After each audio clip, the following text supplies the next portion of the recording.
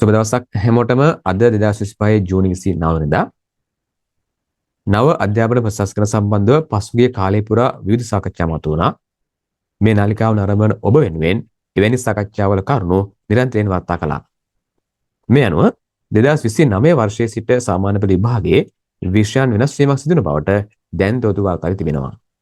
විශේෂයෙන්ම නව රජයේ පත්වීමත් සමගින් මේ නව අධ්‍යාපන සංස්කරණවල නැවත සොයාබැලීමක් සිදු කිරීමට නියමිත පැතුම් නිසා නව අධ්‍යාපන සංස්කරණ යම් ආකාරයකින් ප්‍රමාදීමක් සිදු වී තිබුණා.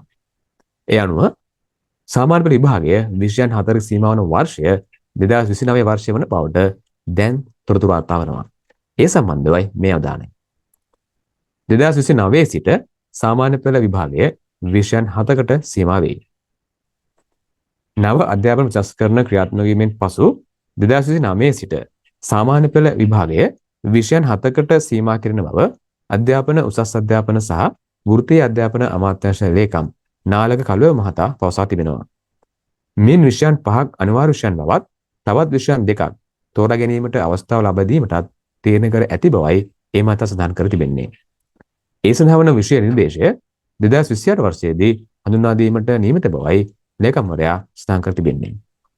රූපවාහිනී නාලිකාවක පැවති බැසහර සහභාගී වෙමින් ඒ මහතා මේවා සඳහන් කර තිබෙනවා.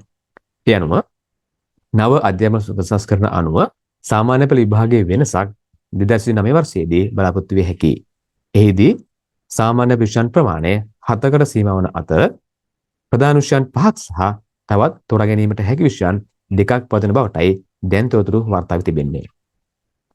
නව අධ්‍යාපන සංස්කරණ සම්බන්ධව වරින් වර විවිධ ක්ෂේත්‍ර ඔස්සේ තොරතුරු වාර්තා වනවා. මේ තොරතුරත් එවැනි ආකාරයේ තොරතුරක්.